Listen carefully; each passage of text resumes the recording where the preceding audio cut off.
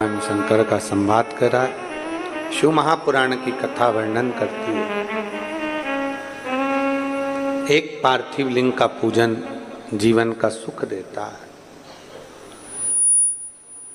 शिव को चढ़ाया गया एक लोटा जल जीव को आनंद प्रदान करता है।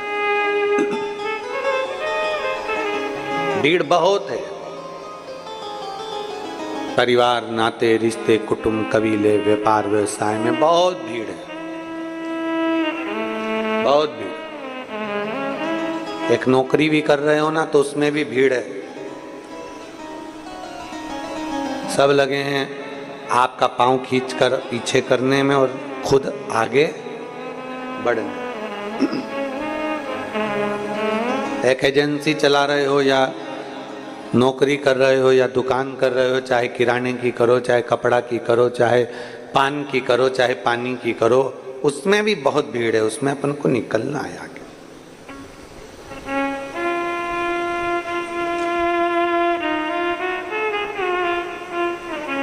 दुनिया लगी है कैसे भी, बस आपको ट्रैफिक में फंसाना है, आपको निकलने नहीं देना है। पर आपके ऊपर निर्भर करता है कि आप कैसे निकलेंगे।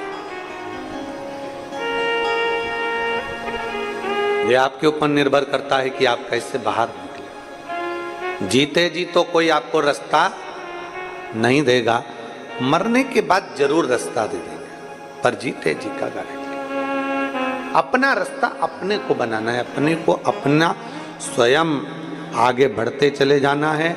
अपना रास्ता बनाते हुए आगे आगे निकलते हुए चले।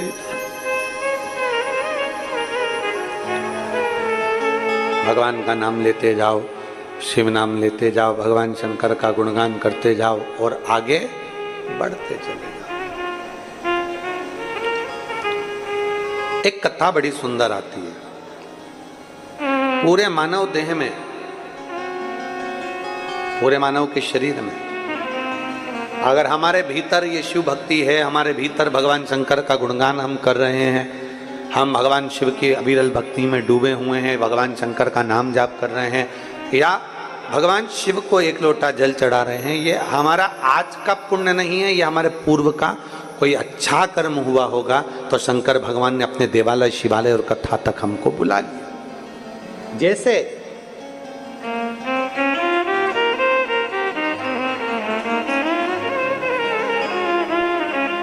गन्ना, क्या बोलते हैं उसको, शुगर, गन्ना, यहाँ क्या बोलते हैं, गन्ना ही बोलते हैं, गन्ना, शुगर। उसमें चाहे समुद्र का पानी डाल दो, चाहे तुम नाले का पानी डाल दो, चाहे तुम गटर का पानी डाल दो, चाहे तुम उस गन्ने में कोई सा भी पानी डाल दो, पर गन्ने की मिठास में कोई फर्क नहीं पड़ता। गन्ना मीठा है तो मीठा ही रहेगा। करेला, उसमें तुम कितना भी शक्कर घोल के डाल दो, चाहे तुम उसमें कुछ भी अच्छी से अच्छी गुलाब जामुन की चाशनी डाल दो, चाहे तुम कैसा भी कुछ डाल दो, करेला कड़वा है तो कड़वा ही रहेगा, क्योंकि उसके अंदर वो गुण है।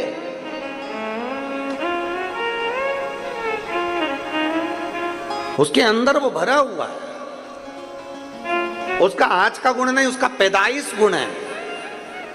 अब गन्ना किसी भी पानी को डालो पर वो मिठास कम नहीं करता, करेला में कैसा भी पानी डालो पर वो कड़वाहट कम नहीं करता।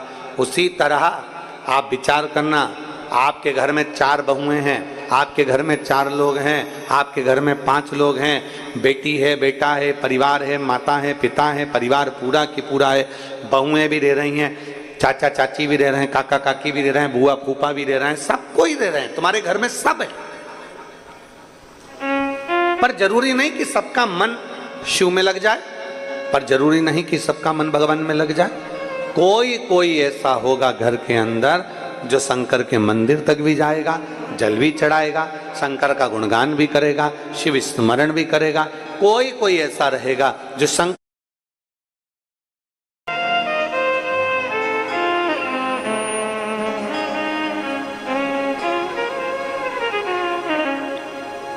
छत्तीसगढ़ में आप एक बदलाव जरूर देखे होंगे। छत्तीसगढ़ का एक बदलाव आपने जरूर देखा होगा कि छत्तीसगढ़ में जितना तेजी से धर्म बदला जा रहा था, शिव महापुराण की कथाओं के बाद में वो धर्म बदलना बंद हो गया। धर्मांतरण बंद हो गया। छोटे छोटे गांवों में लोग, कोई मंदिर नहीं, कोई शिवालय नहीं, कोई देवालय नहीं, लोगों ने कह दिया था मंदिर मत जाओ, देवालय मत जाओ, शिवालय मत जाओ। छोटे छोटे गांवों के लोग, साधारण सीधे से लोग दूसरी जगह पर चले जाने लगे। फिर धीरे धीरे धीरे धीरे बदलते चले गए, बदलते। उनका नाम नहीं बदला, उनका आईडी प्रूफ नहीं बदला, नाम वही है, आईडी प्रूफ वही है, पर धर्म चेंज कर लिया उन्होंने। क्योंकि अगर नाम बदल लेंगे तो सरकार द्वारा प्राप्त होने वाली जो सुविधाएं वो नहीं मिलेगी। तो धर्म बदला पर उन्होंने नाम नहीं बदला। पर अब धीरे धीरे धीरे धीरे देवाधिदेव महादेव ने ऐसी कृपा कर दी कि ये शंकर की कथा छोटे छोटे ग्रामीण क्षेत्र के लोग भी सुनते हैं। तो उस छोटे से गांव में पहले शंकर का मंदिर नहीं था, पर अब गांव गांव में शंकर का शिवालय विराजमान हो गया। लोग जल चढ़ाना प्रारंभ कर, शंकर भगवान को लोग जल चढ़ा रहे हैं। गन्ना, करेला, शुगर, जो गन्ना होता है उसमें कैसा भी पानी दो पर वो अपने अंदर के गुण को नहीं भूलता। करेले को कैसा भी पानी दो पर वो अपने अंदर के गुण को नहीं भूलता। शिवपुराण कहती है, अगर आप शंकर के शिवालय तक जा रहे हैं, घर का और कोई व्यक्ति नहीं जा रहा, पति को रुचि नहीं है, बुआ को रुचि नहीं है, और घर की बहू लोटा भर के जल उठाई, सिर पे पल्लू लिया, चल दी। घर की माँ, घर का पुरुष, कई कई घर के पुरुषों को भी मंदिर में मन लगा रहता है, चले जाते हैं, उसकी पत्नी का मन नहीं लगता। सब बराबर थोड़ी ना होते। पति का मन लगता है तो कभी पत्नी का नहीं लगता, कहीं पत्नी का लगता है तो पति का नहीं लगता, कहीं बेटे का लगे तो बहू का नहीं लगे, बहू का लगे तो बेटे का नहीं लगे, कहीं कहीं बेटी का मन नहीं लगता, दामाद का मन नहीं लगता। तो ऐसा सब चलता रहता है। पूरे 5 उंगलियां जैसे बराबर नहीं, उसी तरह घर में रहने वाले सब बराबर नहीं हैं।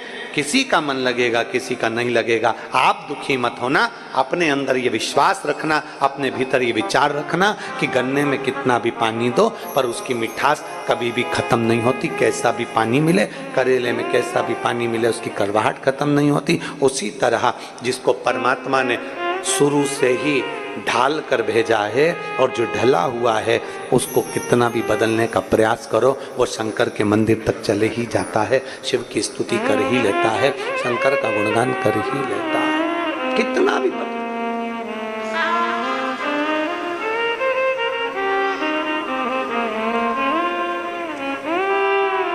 और मेरे बाबा तेरी नौकरी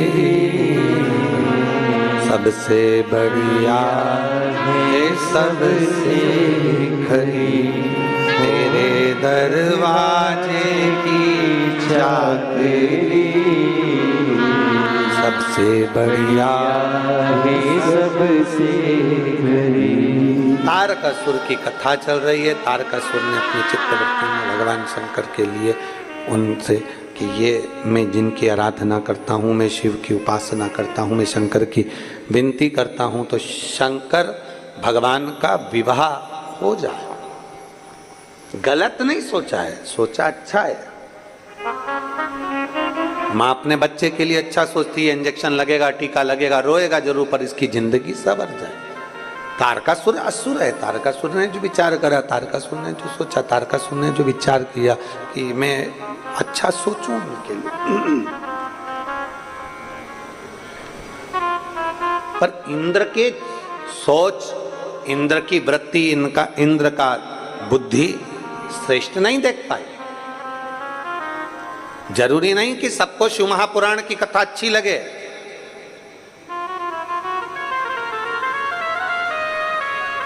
कोई जरूरी नहीं है कि सबको भगवान शंकर से रुचि उत्पन्न हो जाए। दिन भर में अगर आप मोबाइल चलाते हैं, 50 अगर मैसेज आते हैं उस मोबाइल पर, व्हाट्सएप पर, इंस्टाग्राम पर, फेसबुक पर, यूट्यूब पर, आप अगर भगवान की भक्ति का कोई वीडियो डालते हैं, भगवान का भजन का कोई वीडियो डालते हैं, भगवान शंकर की आराधना करने का कोई वीडियो डालते हैं, तो जरूरी नहीं कि उस पे 50 कमेंट्स आपके पक्ष के आएंगे। आप थोड़ा सा एक वीडियो टाकीज में फिल्म देखने का डालो, आप एक वीडियो मॉल में घूमने का डालो, आप एक वीडियो थोड़े थोड़े से छोटे छोटे वस्त्र का डालिए, आप एक वीडियो थोड़े से ऐश और आराम का डालिए, आपको 50 कमेंट्स आएंगे और 50 कमेंट्स ऐसे आएंगे, वाह क्या अच्छे लग रहे हो, क्या बढ़िया, क्या जोरदार, क्या जोरदार, क्या जोरदार। पर एक अगर आपने भगवान के मंदिर का वीडियो डाल दिया, मंदिर जाने का वीडियो डाल दिया, भजन करने का वीडियो डाल दिया, कथा सुनने का वीडियो डाल दिया, भगवत स्मरण का वीडियो डाल दिया, तो 50 मैसेज में से कम 10 मैसेज ऐसे होंगे जो आपको केवल ताना दिया जाएगा, आपको केवल कमेंट्स करा जाएगा, आपको केवल टूल करा जाएगा, आपको केवल अपशब्द कहे जाएंगे। आप भी ढोंगी हो गए, आप भी इनके चक्कर में पड़ गए, आप भी प्रपंची हो गए, आपने भी ऐसा कर लिया। क्यों?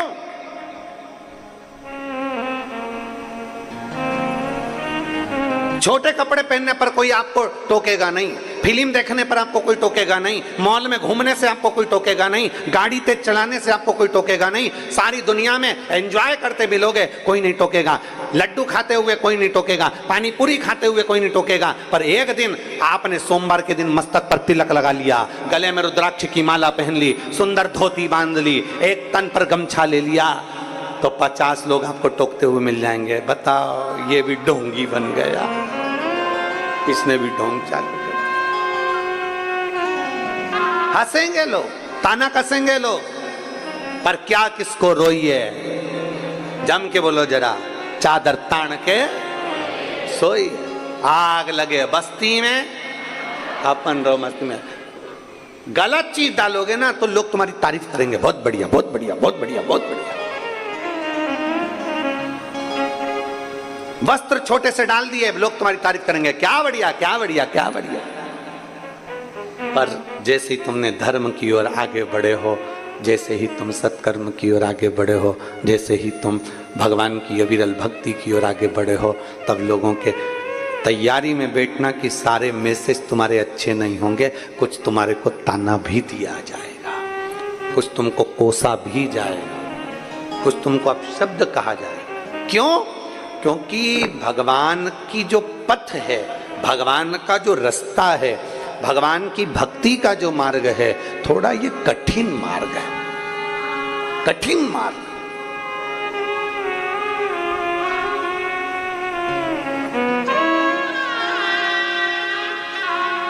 बहुत कठिन मार्ग है भगवान की भक्ति का, और इस मार्ग पर चलना कठिन है, बहुत कठिन मार्ग। अभी अभी कथा हो जाएगी, कई लोग कहेंगे बताओ अपने अपने वालों को बिठा लिया, बताओ ऐसा कर दिया, बताओ पास मंगवाए होंगे, बताओ ऐसा कर दिया होगा, बताओ वैसा कर दिया होगा। अरे तुम्हें तो प्रसन्न होना चाहिए। जो कथा सावन के महीने की मां मुंगेली में होने वाली थी, कहीं देवाधिदेव महादेव ने राजनंद गांव में दे दी, ये प्रसन्नता होना चाहिए।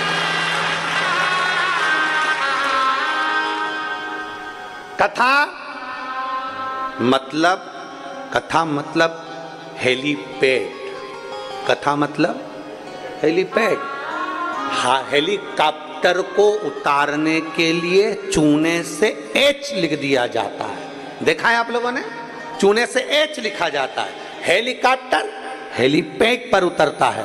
उसी तरह पूरे राजनंद गांव वालों को प्रसन्न होना चाहिए कि हमारे गांव में कथा हो रही है, मतलब शंकर भगवान का हेलीपैड हमारे यहाँ बना है। शिव पार्वती के साथ श्रावण के महीने में यहाँ उतरेंगे।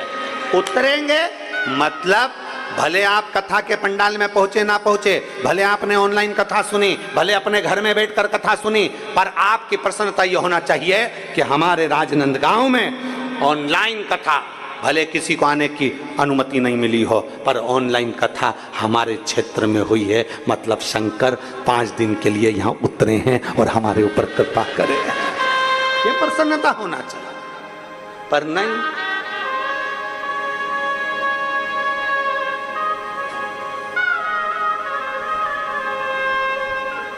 क्यों हो रही है? किसने कहा? कौन बोला? क्या करना? साधुता, साधु। जरा विचार करिएगा।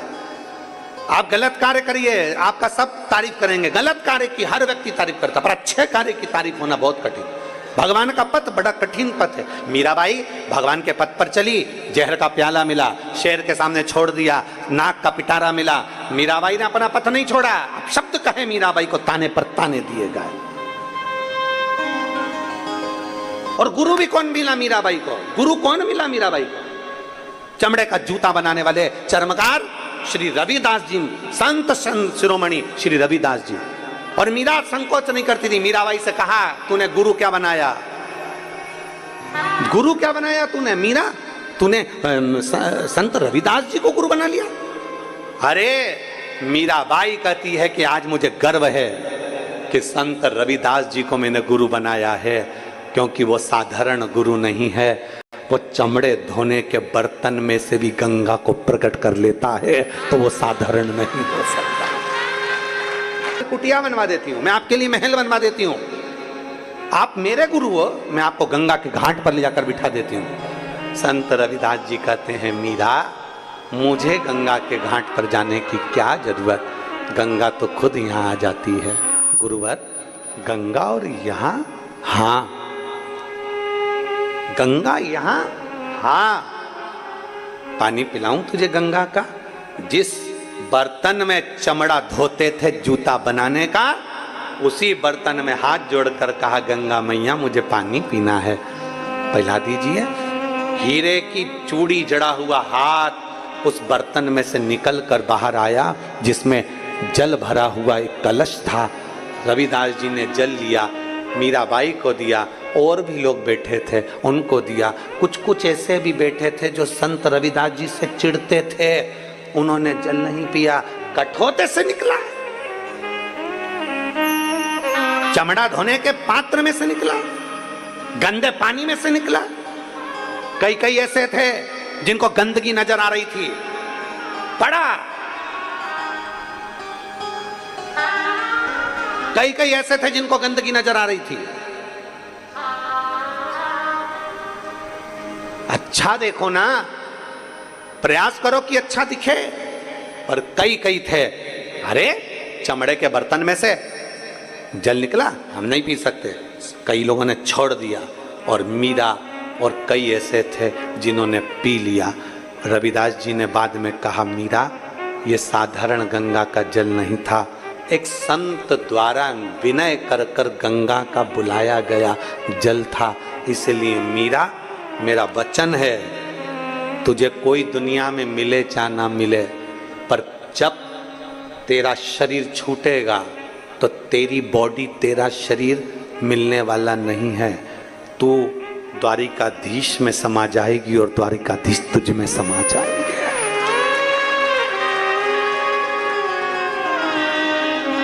तू द्वारकाधीश में। भारत की भूमि के 4 संत ऐसे हुए जिनकी बॉडी नहीं मिली, जिनका अंतिम संस्कार नहीं हुआ, जिनकी समाधि नहीं बनी, जिनका अंतिम संस्कार नहीं हुआ, जिनकी बॉडी नहीं मिली। भारत की भूमि के 4 संत थे। पहले नंबर पर रामकृष्ण परमहंस, जिनकी बॉडी नहीं मिली, मरने के बाद जिनका शरीर नहीं मिला, प्राण छूटने के बाद जिनका शरीर नहीं मिला। भारत की भूमि के प्रथम संत रामकृष्ण परमहंस। जब प्राण छूटे तो जगत जननी दुर्गा में समा गए। उनकी बॉडी नहीं मिली, उनका अंतिम संस्कार नहीं हुआ, उनका शरीर नहीं मिला। शरीर मिलता तो अंतिम संस्कार होता ना, समाधि बनती ना, नहीं मिला। भारत की भूमि के दूसरे संत चैतन्य महाप्रभु जगन्नाथ में समा गए, बॉडी नहीं मिली, अंतिम संस्कार नहीं हुआ। भारत की भूमि के तीसरे संत संत तुकाराम हरि विठ्ठल में समा गए, बॉडी नहीं मिली, अंतिम संस्कार नहीं हुआ। और भारत की भूमि के चौथे संत मीराबाई द्वारकाधीश के सामने जाकर खड़ी हो गई, और द्वारकाधीश मीराबाई से कह दिया, जा मेरे शरीर से आकर लग जा। मीराबाई द्वारकाधीश की मूर्ति से जैसी गले लगी, भगवान का नीचे का हाथ बीच में से चटक गया और उसमें मीराबाई समा गई। भारत की भूमि के 4 संत जिनका शरीर नहीं मिला, जिनकी बॉडी नहीं मिली, जिनका अंतिम संस्कार नहीं हुआ, भगवान में सात शरीर समा गए, वो द्वारकाधीश के भीतर मीराबाई समा गई। क्यों? क्योंकि संत गुरु सदगुरु प्रबल था। मीराबाई का गुरु बड़ा प्रबल था।